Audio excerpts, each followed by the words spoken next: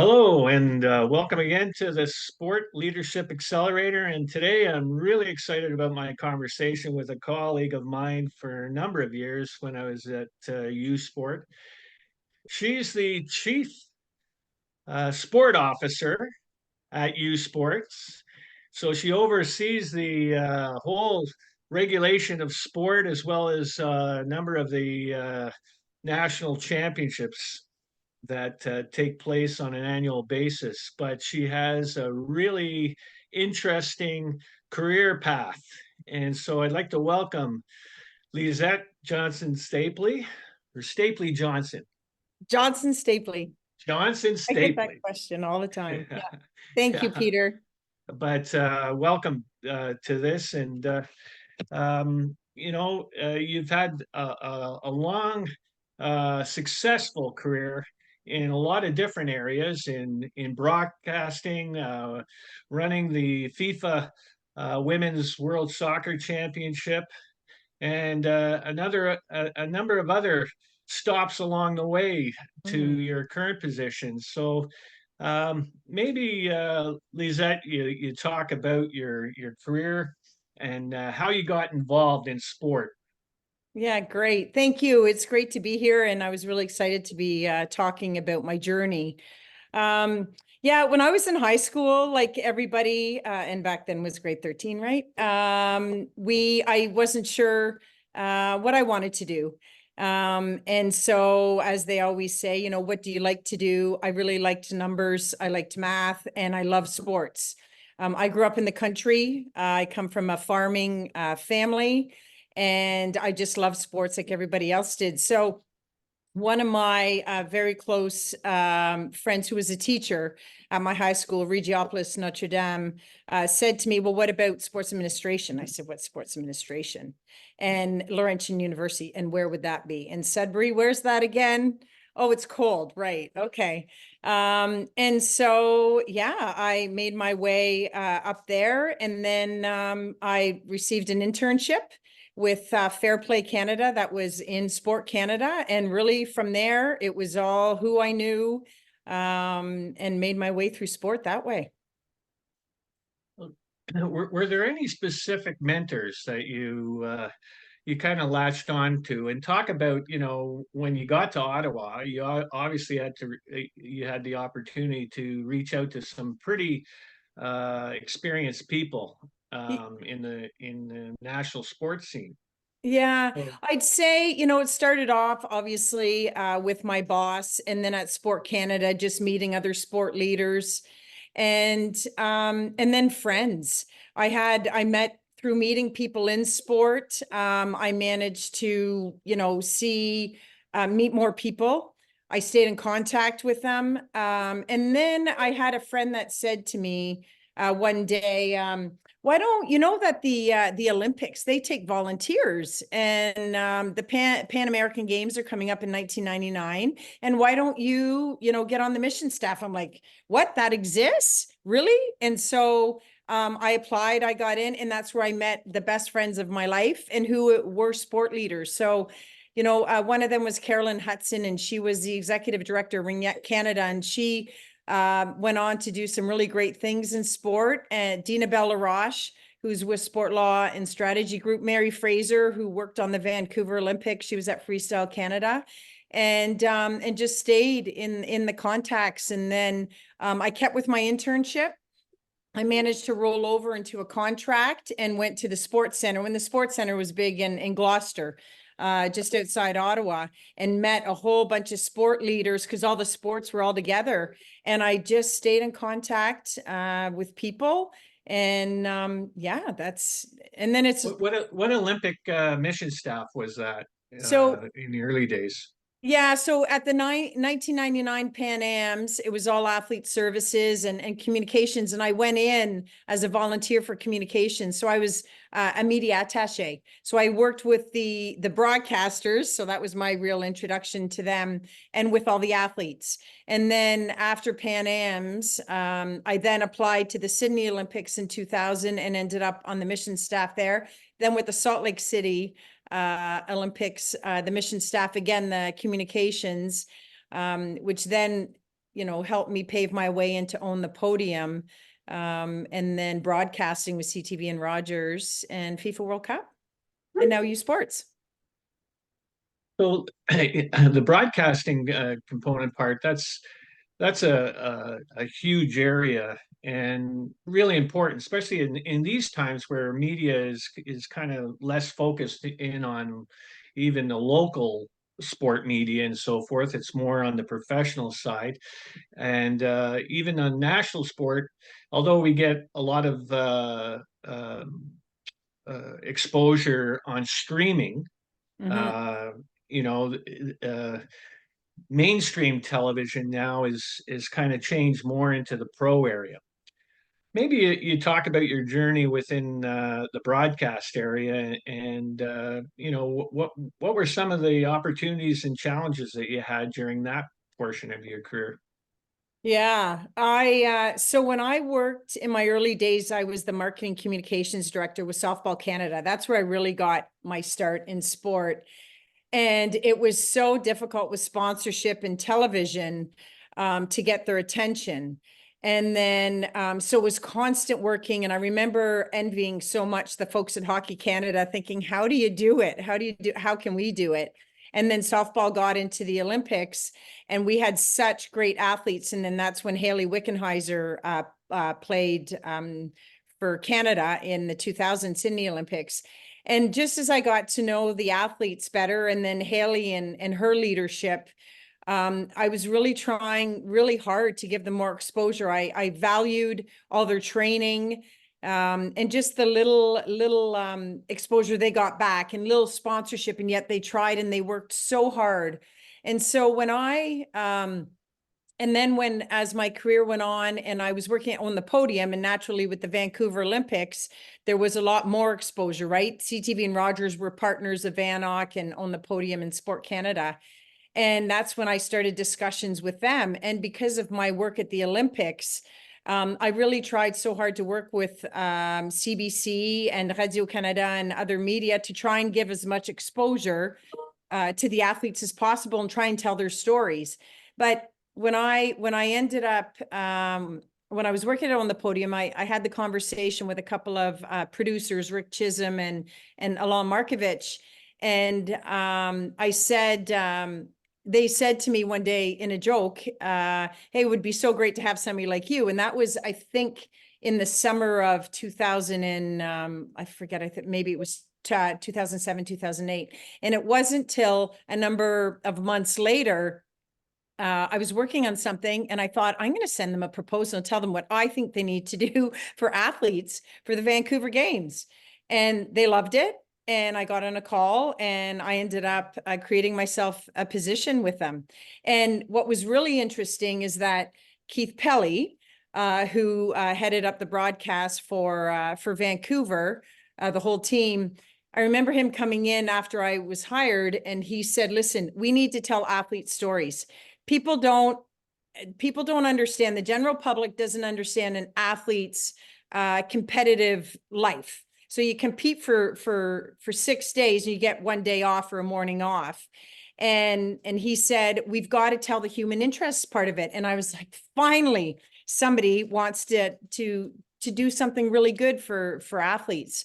And so then we all just focused on athlete stories, and look what it did for the Vancouver Olympics. And ever since then, the Canadian Olympic Committee has been working hard at telling athlete stories. Usports is doing the same, and all the NSOs. So seeing that evolution and being able to finally tell the stories of all the athletes was pretty incredible. And then now, of course, linear TV has changed. The focus is now more on digital and online and telling stories and content creation. So. What a great lesson for the listeners there to say that sometimes you got to take your own initiative to reach out to people, like even to give a proposal. I remember Jennifer O'Neill, who worked as my recreation coordinator. When she graduated, she gave me a whole proposal. I couldn't hire her at that time, but Yeah. 2 years later, the time came and I remembered it. Yeah. And was able to hire her like that. But you talk about human interest stories, and as well as here we are in 2024. We finally have a professional women's hockey league, but that journey took so long. Here, Haley was playing at the Olympics in 2000 in Greece, was it? Um, and In softball in Sydney. Yeah. so in Sydney. Yeah. And I know my own one of my own hockey players, Cindy Eady, was Hmm. playing. I believe in Greece. She played with the softball team the last time it was an Yeah, Olympic yeah, yeah, sport. yeah. And it's taken so long for a whole probably two generations of people to understand the caliber of women's athletics. Yeah. And I'm really I follow the social media quite now, and a lot of our hockey players that played on the 2005 women's hockey team are involved in the PWHL. Both as administrators now, and wish they had the opportunity that these young women have. There's still a long road, though, for equity Mhm. and for sustainability of those leagues. But, I think your groundwork in early days in broadcasting to tell those human interest stories or get them on, it was a big part of the building the foundation to where we are today. So thank Yeah. you for that. Yeah. Well, you know what? I hope so. And yeah, Keith and I used to, he is very much of a visionary, and we would be sitting in the office and he'd walk in and he'd ask the producers, myself and other people, what are you talking about? And we'd say, well, we're trying to figure out this story, that story. And he would just give his ideas and we'd say, wow, Keith, I don't know if that's possible.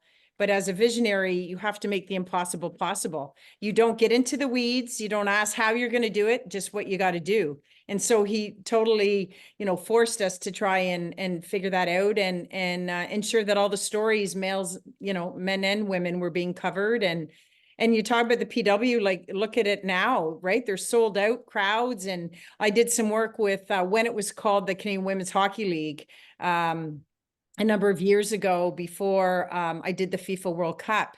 And it was a battle trying to, I worked with Brenda Andrus, the commissioner at the time, to really try and get the NHL teams on board and to support. And yet many people said they love watching women's sport. Many fans love watching women's hockey. Yeah, So, and the Scotiabank Arena was sold out for the WNBA yeah. game that took place last fall. And but there's always challenges and adversity that people have, and I think of Liz Knox, who now she does some of the broadcasting with um, the PWHL. Cheryl Pounder now, who's working as Mm. an analyst with TSN. When I first came to Laurier, she was buying her jersey and driving to games with the Laurier hockey team, and that wasn't right. We had to change that ship, and thank goodness, as my wife says, if it wasn't for women's hockey and women's sport, I wouldn't have a job. I wouldn't have had a job for 24 years. I probably would have been cut off within five. Yeah, yeah, yeah, um, it's true.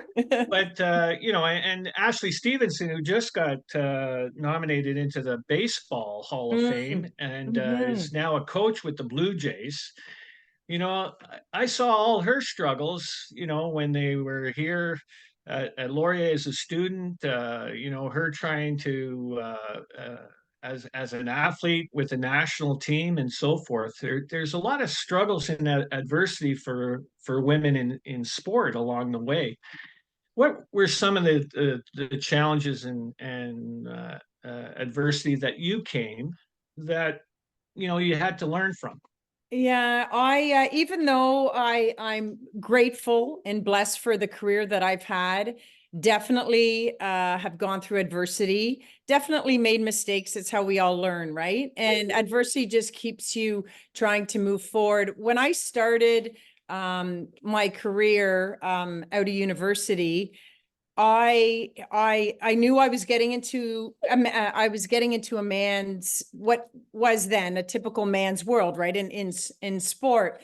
But I grew up with a mother who was very determined and very strong, and loving, and a father who was very loving and made sure that anything that my brother could do, I could do as well, no matter whether it was a typical, area for, or skill set for a boy.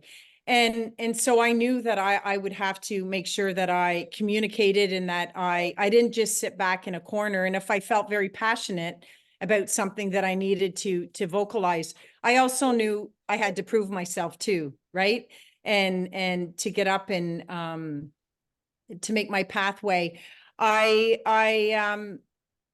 so it started at a young age, when I was first started as an intern student, and really trying to work hard, and really start my career, do some programs, take ownership of different programs so I could move ahead. Throughout, even though it's been a great career, in between, because they've been contracts, I've been without work. And I remember, I've surrounded myself with really wonderful people and asking the questions constantly. And I remember at one point thinking, well, maybe I'll just become a painter. And I remember my uncle saying, no, no, no, no, no.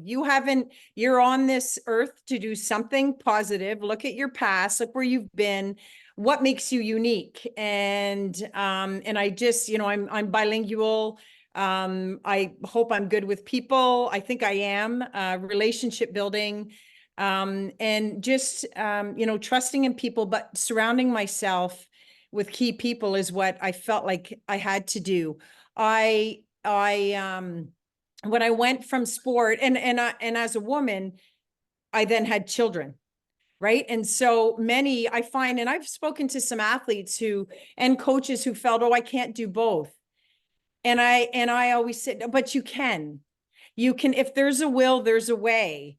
So you just, try it and see it, but you need good support around you. My husband was very supportive. I had great friends.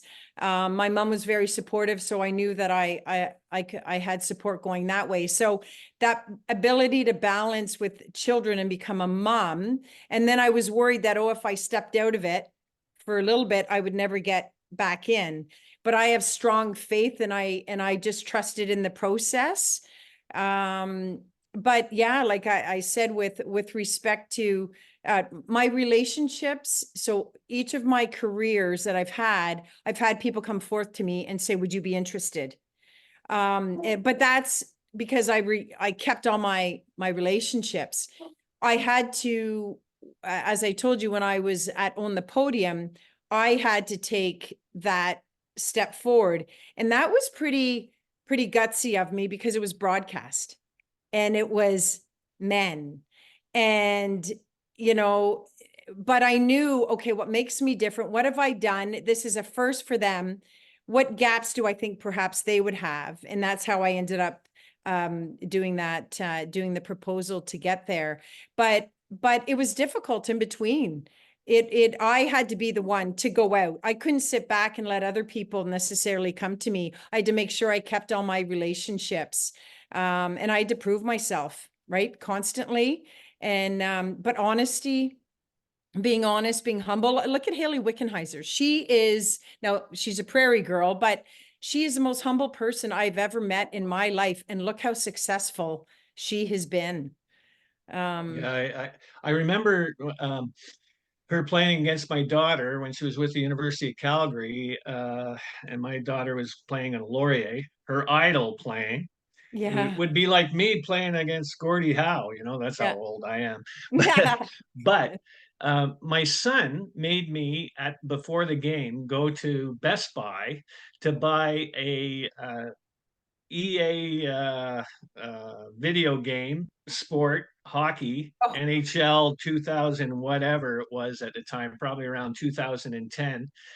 And so that because Haley was on that first video, the first time a woman was on EA NHL, and had Haley sign it. And Haley, when we met her at Varsity Arena after the game, was so giving of her time and so humble. You're right on that side. Now, you talk too about having to have your relationships with a lot of people, and actually getting some cooperation. Now, Canada's a big country.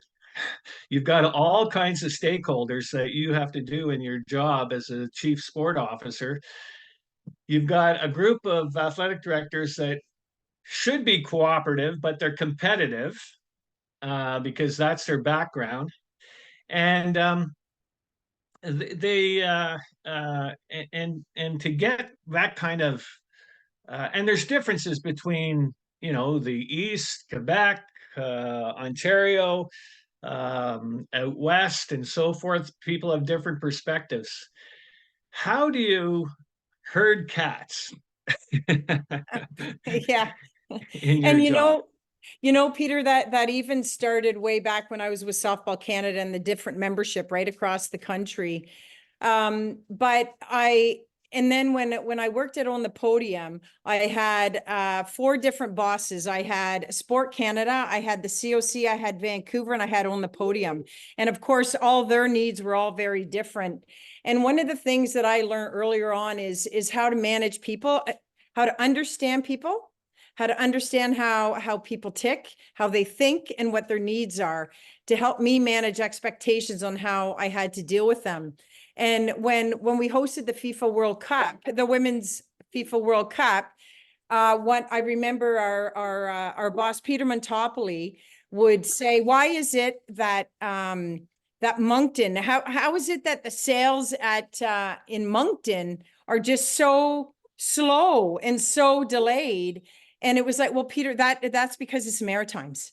Right? Vancouver, they're on it, they're buying all the tickets, they're in advance, right? But that's, you just got to understand how they work and what they do. And it's the same, it's no different than the universities across the country and each of their needs, and just understanding how they roll and listening, right? Communicating and listening. How the Maritimers think, work their timing versus out west. Out west is very, very different, right? They're very policy driven. They're conservatives in nature, and just how they work. And so you just understanding how they all deal with different things at different times. That's really, how you just you gotta figure it out. Yeah, yeah. Learning that though, you must be a great listener. Maybe talk about the importance of listening, especially if you're a young a person in emerging sport leader.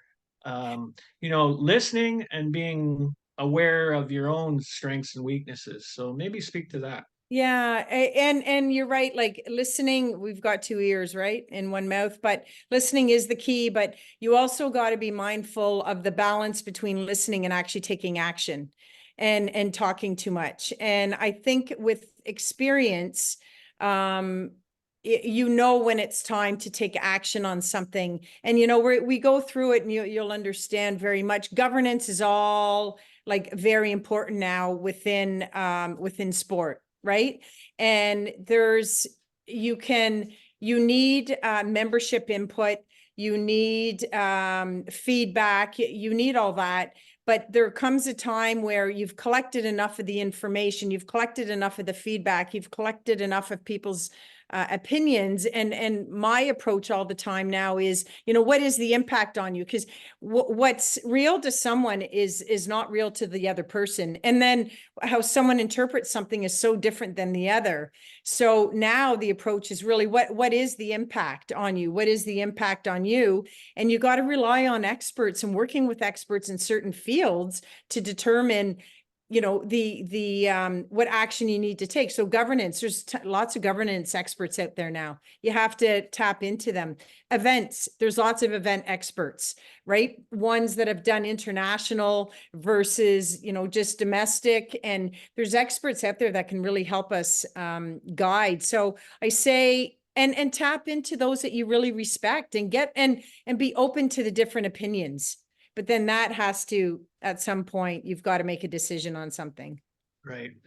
Yeah, sometimes you have to really be empathetic and also at least view the opposite side. Even if you have an opinion on one area, you have to learn from the perspective of somebody else that's totally opposite to what you feel is right. So that's a Yeah. really important uh, lesson that you've taught people here. So you know, also when you're managing sport right across the country, and you work directly with athletic directors, but also with coaches, Mm, to do that. Again, how do you make sure that there's progress in a sport? Because you're part of the sport development mhm, component part. When you think of it, you know, uh, uh, the concussion side of mhm, things, that mhm, changed drastically because mhm. I was a convener of football at the time. The way you even taught the technical ways changed the rules so that there was a lot more safety involved in executing the games. You know, how do you with a wide variety of coaches who are all competitive, who Mhm, have different experiences, mhm. how do you get them to come to a consensus on what's right? Yeah, yeah, the challenges with that, and depending on, our coach, depending on the coach, I've always valued the opinions and the feedback of the coaches, always. To me, they're the technical experts. But the other, and a lot of them, a few of them are national team coaches as well. And I always say, we aren't experts in the sport, Usports, but our national sport organizations are. And one of my mandates 7 years ago from the CEO at the time was, how do you integrate more into the Canadian sports system? And so it's relying on their leadership and what they are doing, and um, um, how does that layer impact university sport? So coaches in the different sports, coaches are involved, administrators are involved through our different committees. And then it's really the impact of all those decisions that come up through Usports, and being able to tap into experts to ensure we're going in the right direction. You talked about concussions. We have a medical team. And so they are phenomenal members from across the country. And we created a medical committee right before COVID, which was like so beneficial. So we take their guidance, right, on concussions, and we've got lots of researchers that come forward wanting to do more work. And so they guide us in terms of what we should do and where we should go. Yeah, it's important to look at the perspective of the experts. You had mentioned that one of your mentors was in the law area. And, when you look at your career, you've had to be a generalist in Mm, a lot of different areas. Also, like you say, you got to know who the experts are mhm, when it's not your area and so forth. So, you know, over your career, that legal component part of sport mm. has really they always say that we're about 10 years behind the United States in terms Yeah. of litigation and so forth. How has law now? Obviously, right now we have a safe sport uh, um, uh, responsibility in sport that was kind of a culture that was hidden before. But the legal aspect has come in, so that's really affected policy changes and so forth. But you know, soy sports one part, but maybe talk about how sport has it, a lot more looking at the legal implications that of competing, of participation, of safety, so forth. Yes, yeah, safety is a big part of sport now. And whether, and it impacts fans, it impacts the coaches, it impacts the athletes, it impacts so many. And the sports system is really trying to get a handle on safe sport. And make sure that, the NSOs and MSOs are following compliance and policies, and that we all have policies. We need to protect. It's changed from years ago. I am very cognizant and mindful of coaches and how coaching has changed so much from the past, and being able to support them. And I know that the Coaching Association of Canada is trying greatly to help them as well. So that's one of our key priorities is safe sport, and how to protect and how to even protect employees, right? And the board and the organizations, especially with all our young employees and staff and future leaders coming forward. It's really, really important that they're very mindful of this support network around them. Right.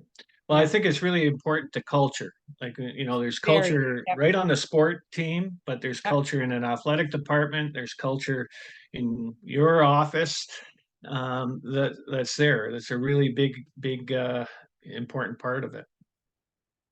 Yeah, sure is. Is where do you see some of the trends in university sport and in sport? You had mentioned about that interplay being university part a bigger part of the national sports system. And I was on another webinar that Jen Wallinga does at Royal Roads University, and I had two high performance directors that really talked about the fact that two high performance directors, one was with boxing, one was with short track speed skating, but they had never met. Mm. So it's not even integrated, with the professionals at a lot of areas. Like, do you think university sport has made that transition to work more with national sport organizations? I would say, I know that, well, I can speak for myself at Usports. We integrate them in our committees. And then if we've got any specific questions we have for technical, we go to the NSOs. Our international for our FISU games are international. We work a lot with the NSOs. But the universities work a lot with the PSOs, right? And it's more in the regulation. Like I said before, the regulation of sport really starts with them in terms of on the field regulations and all the technical pieces. But U Sports as the leader is that's part of their role, right? On the national sport organization scale. But I would say, with respect to issues that impacts everybody, like safe sport, it impacts everybody, that the sports system is trying to come together more to be able to share best practices, to work together. COC is quite a leading organization now in the sports system, right? And so they're ahead with respect to governance, with respect to events, and they really try and assist all of the sports to move forward. So. And I think that's an important part. I always said that, at U Sport meetings where, as athletic directors, we'd have some major disagreements on Mm. things. But the reality is that we've got to cooperate, and not be self-serving sometimes. We have to cooperate to make the game happen. Coaches and athletes can compete on game day, but it won't happen unless there's the cooperative effort. And I think it's really important too that there's a connection right from the local level to Yeah. provincial to the national level. And it's tough because geography is a big portion, of Canada. That's part of our DNA. but I think collaboration and cooperation is really, and sometimes, I know that there were certain positions that it might not be of best interest for my university, but it was best for the collective. And sometimes you have to take that perspective as a leader on that front. Yeah, and Um, Peter, uh, just on that end, when you're with your committees, because as you know, U Sports has a lot of committees because we have 12 sports and 57 members. But that's why the whole approach of what is the impact, and it is, don't come with your conference hat on. Discuss how it impacts your conference, but think of the sport in general. Think of what we need to do in general. And, like events has even changed. It's all about, yes, the student athlete experience, but fans. You don't organize events like you used to, right? And it's all about the fan experience, it's ticket sales, it's all the other elements as well. Yeah, well, even the fact that a lot of it's a digital component part, you got to Yeah. think of the fans and so forth Yeah. on there.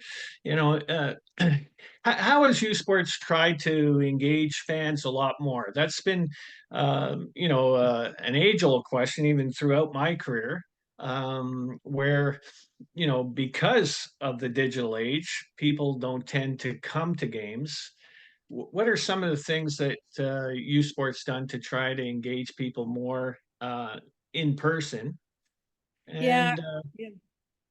So what I've seen in the last 7 years is more relationships, developing more relationships in the community. So a lot of our hosts for national championships, they come in with a partner, which is the tourism or the city. So I find it's more of a partnership within the city. A lot of the schools now have developed season ticket holder lists. And so that's a key, and really trying to work in the community and more partnerships and tapping into more partnerships. I would say coming out of COVID and the event sport industry will say that people want events and they want to watch events. And maybe that's how the PW has been very successful as well, right? PWHL is they want to come out and see some really good product, and you need to put good product on the field or the rink, right? Competitive right, product. And we've got a pretty great, we're moving towards a really good broadcast strategy. CBC Sports and TVA Sports out of Quebec have been great partners. So they've assisted us digitally online as well as some linear TV. And we're trying to tell more stories, more athlete stories. We talked about it at the beginning, right? right, It's like, and going back to my Olympic days, the average person can't relate to that competitive schedule of an athlete, but can they relate to the fact that, they love, I don't know, a grandma loves to knit, right? A story about knitting or animals or some human interest piece that's what you relate to. And it's all about connection. It's all right. about connection. No, I certainly, one of the things even internally within the university, because you have to fight for resources. There was a stereotype that athletes were not academically solid, and that is totally disproven by some of the research that we did here. Bill McTeer was sociologist and Phil, at Laurier, and Phil White at McMaster.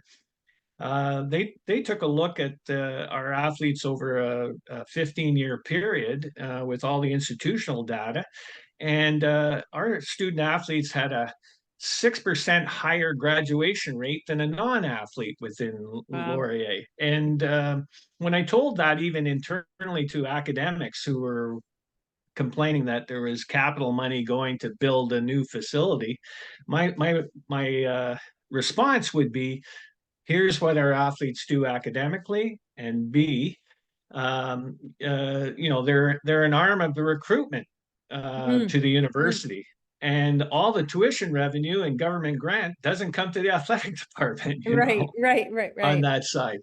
And so that opened up some minds to a number of people, and Usport has the final eight and the top academic eight that was just celebrated recently Mhm. for this year, and they're fantastic stories that each one of them have. Yeah, and I often say to them, the athletes, that like they are very unique. They're like compared to other Olympic athletes, national team athletes, they compete constant, but U Sports athletes have that whole academic piece. I remember I went to a curling championship a few years ago, and there was one of I forget which university she was from, and she was sitting in the corner. And before she was going to have her game, and she was studying to be a doctor. And she was looking through all her medical books. And I was like, this is incredible. But these are stories that we need to talk about. And, you talk about top eight and academic all Canadians, you need a minimum of an 80% average. Right. And you got all these biomechanical engineers and these doctors, these football players who are in commerce. Like it's inspiring. And I hope, and I've always wished and hoped that athletes would give back to their sport. And whether it's a coach, as an administrator, you think about the most successful people in whatever business they are, and the best leaders, in my opinion, are those that have started at ground level and have worked their way up. They know what it takes at every different level to succeed and Yeah, be a team, especially as a team player. that's right.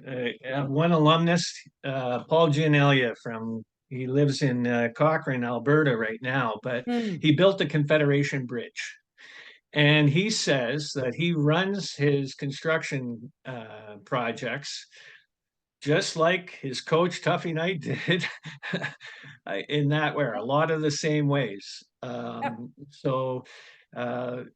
There's somebody who's got the Order of Canada Mm.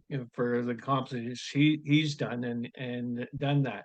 The other thing too is Deloitte, I think, in North America looked at the top C-suite women Mm. executives.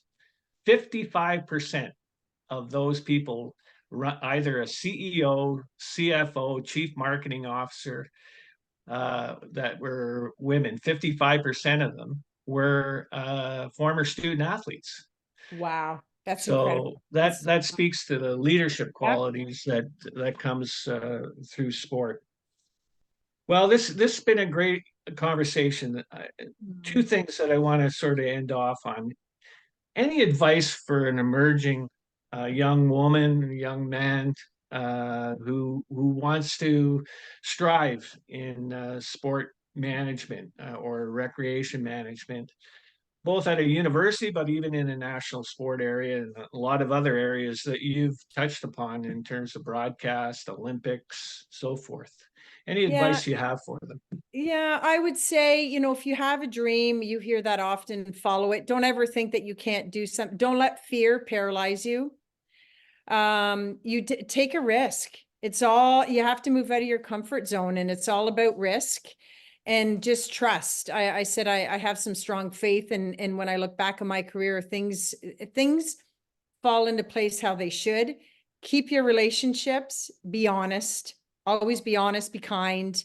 And just know that it's you, like you determine your future. You have to rely on yourself to be able to move ahead and seek all opportunities, and struggle, adversity and struggle, and make mistakes.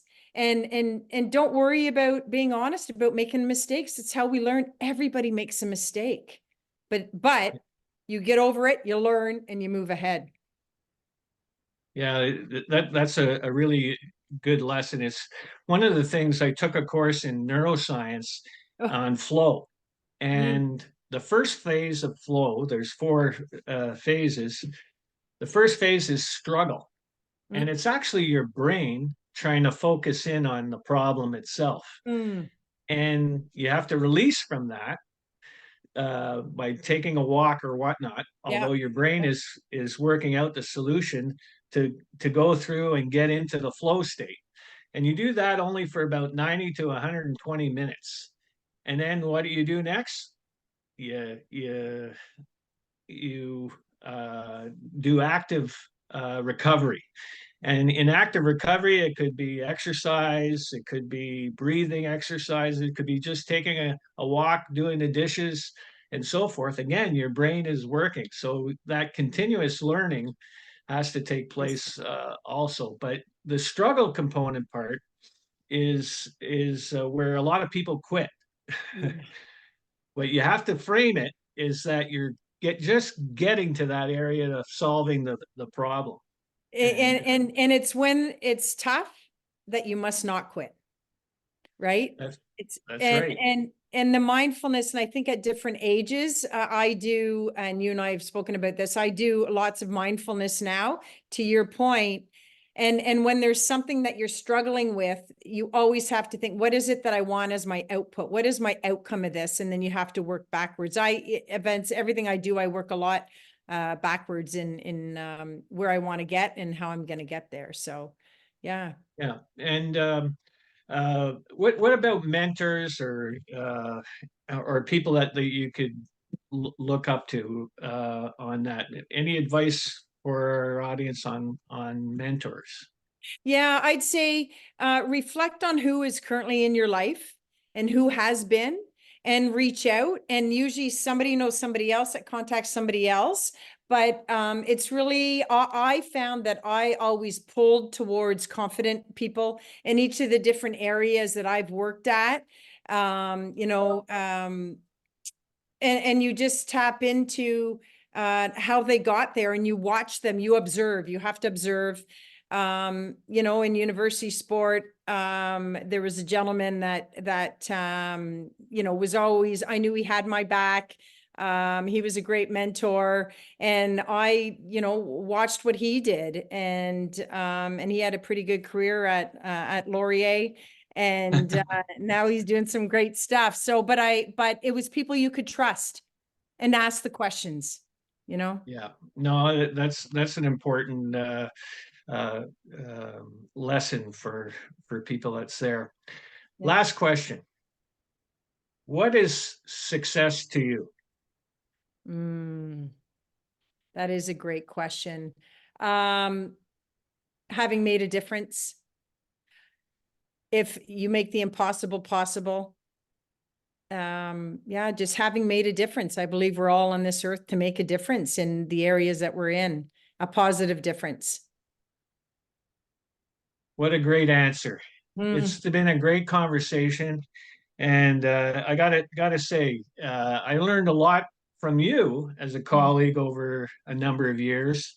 And you know, you talk about impact.